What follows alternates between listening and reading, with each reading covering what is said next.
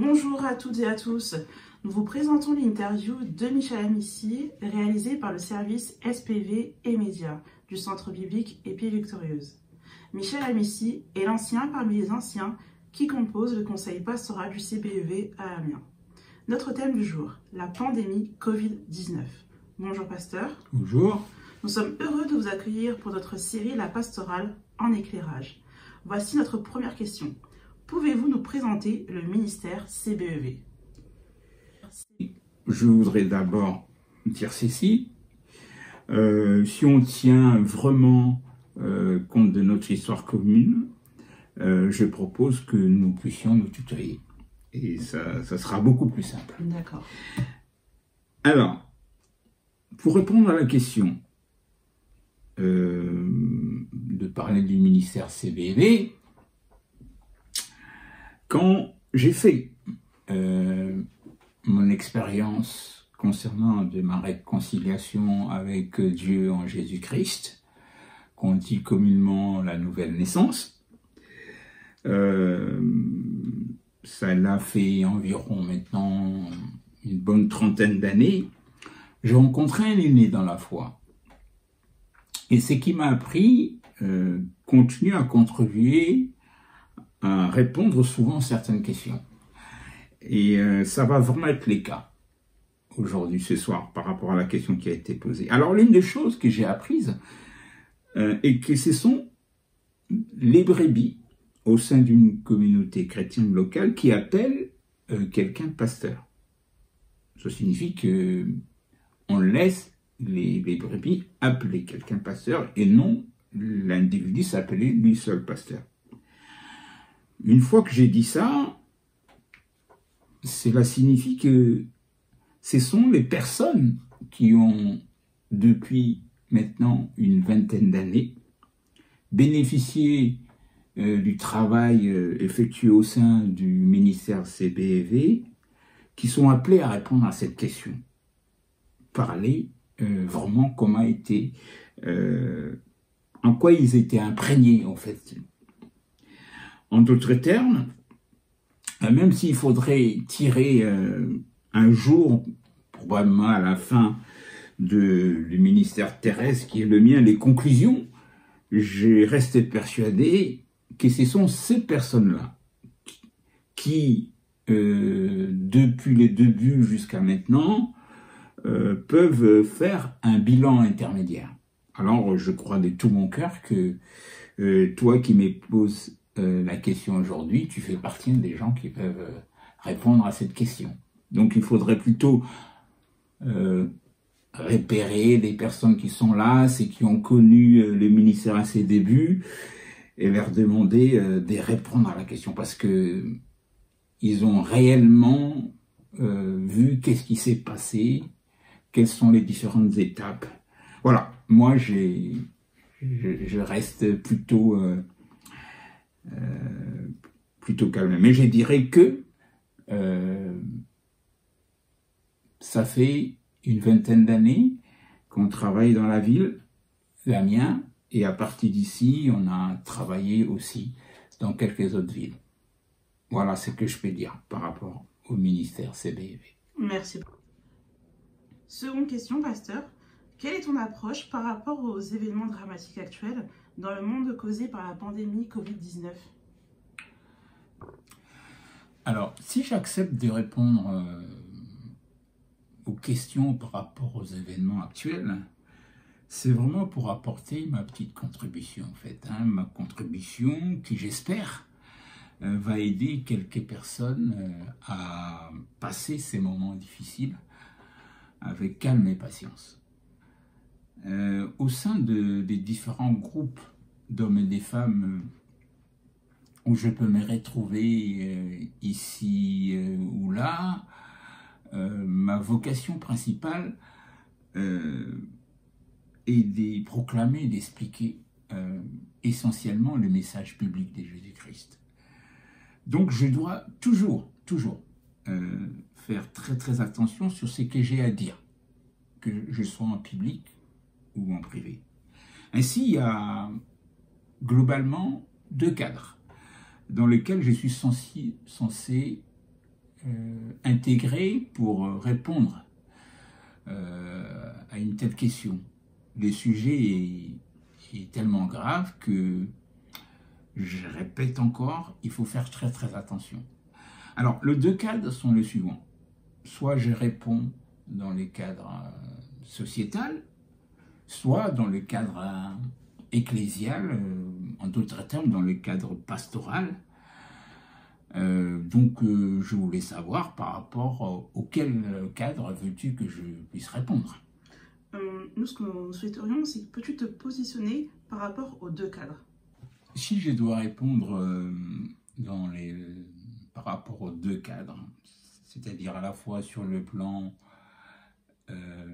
sociétal et ecclésial pastoral, je dirais ceci.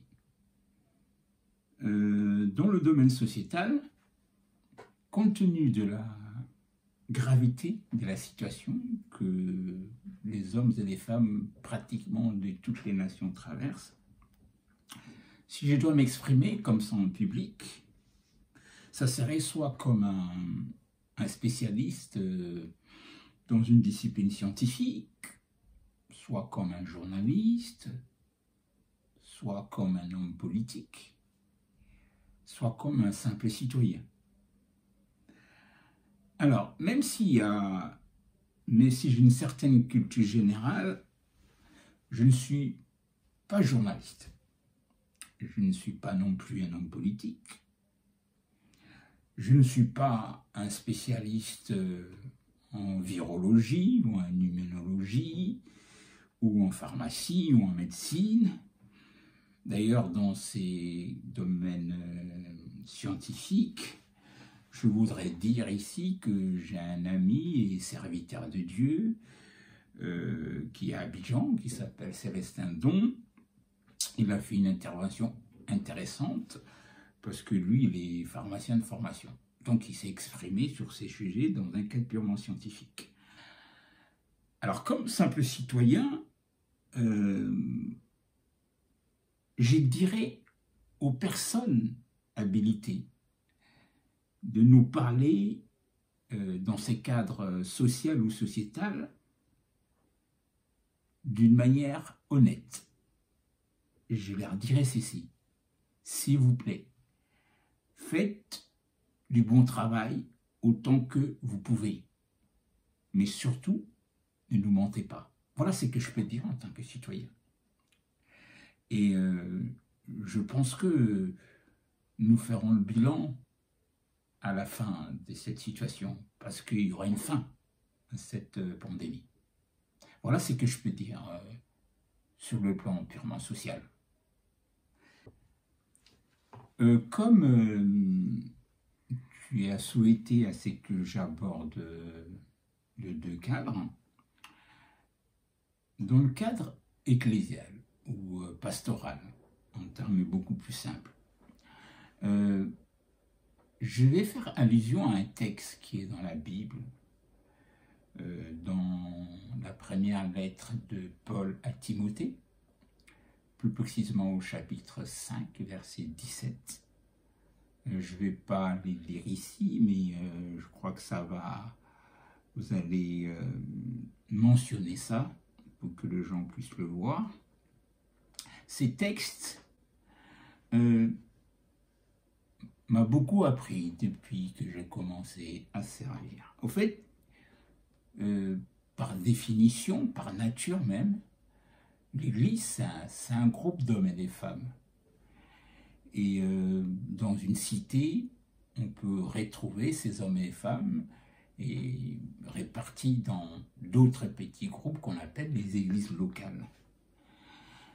Toutefois, ça n'enlève à rien que parmi ces hommes et les femmes, il y en a certains qui assument des responsabilités qu'on appelle d'anciens, ou des dirigeants, si vous voulez.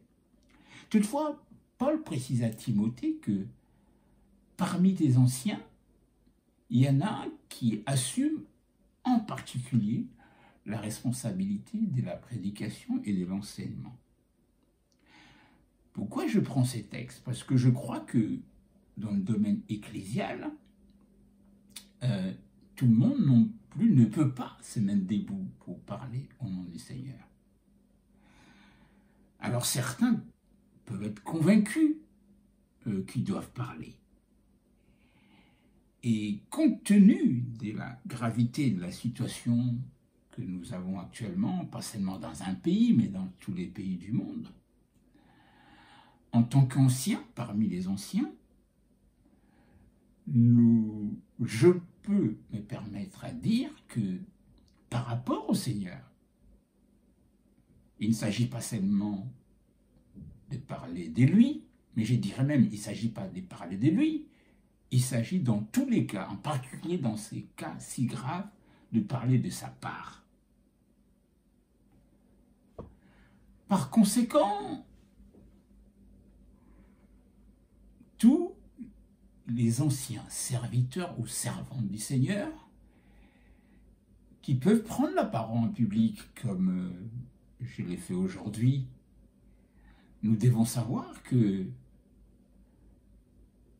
quoi qu'il en soit, tout ce que nous disons, tout ce que nous annonçons, en particulier par des réseaux sociaux, en public, et tout ce que nous pouvons même dire en privé, quand il y a de telles situations où on vit des drames humains, nous aurons des comptes à rendre à notre Seigneur, tôt ou tard. On aura des comptes à rendre. Il nous posera la question: as-tu parlé de ma part, ou tu as tout simplement parlé d'un sujet qui t'a inquiété ou inspiré telle ou telle chose?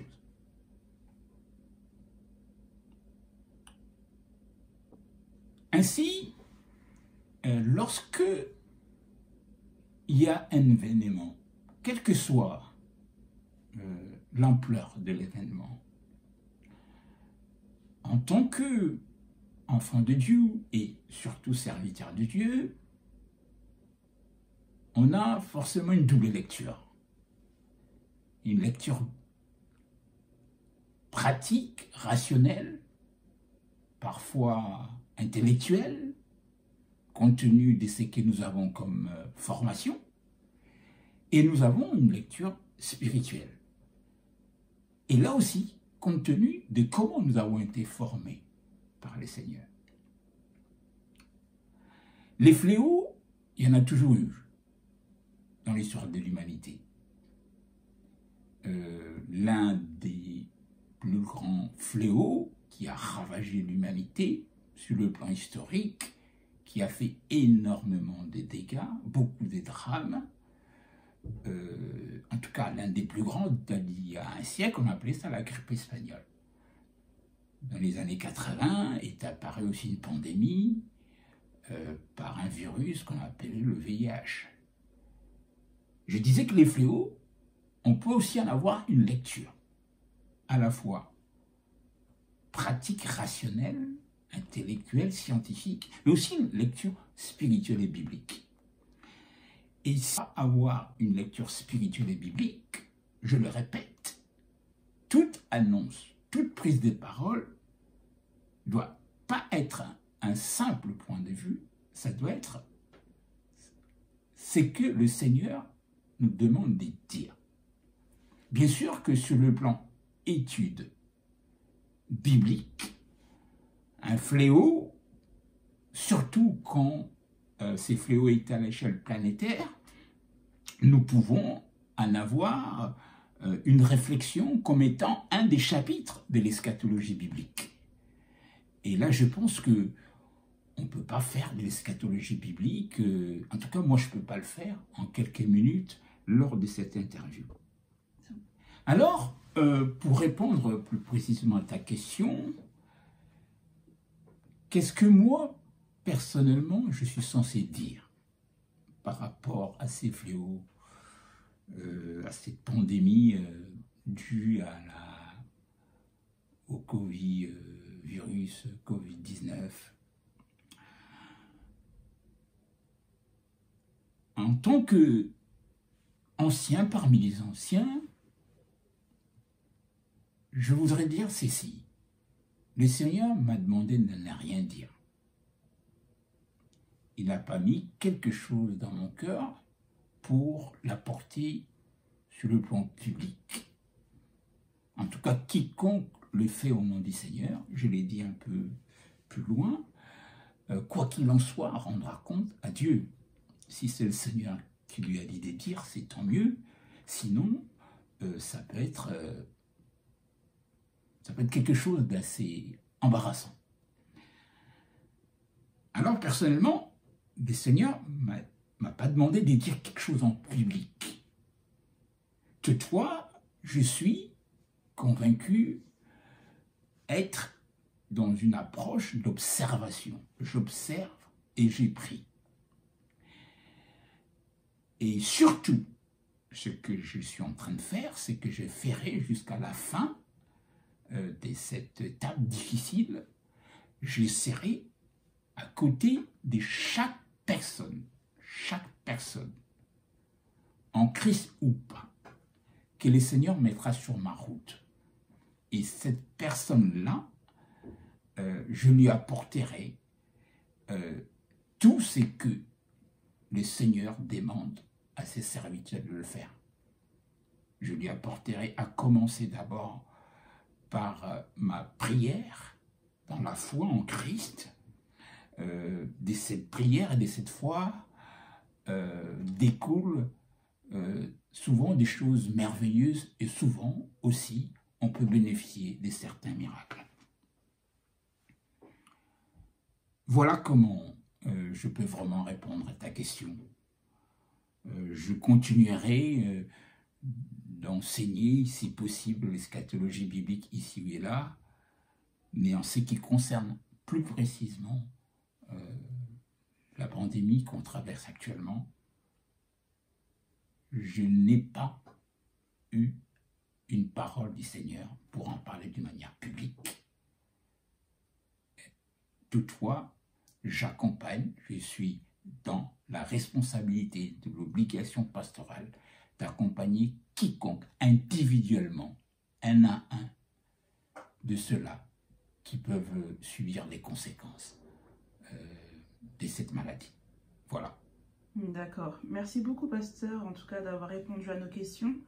À vous qui nous avez regardés et écoutés aujourd'hui, nous espérons que ces moments vous ont été bénéfiques. En tout cas, si nécessaire, n'hésitez pas à envoyer vos questions dans notre boîte mail que je vais vous donner, cbevmedia@orange.fr.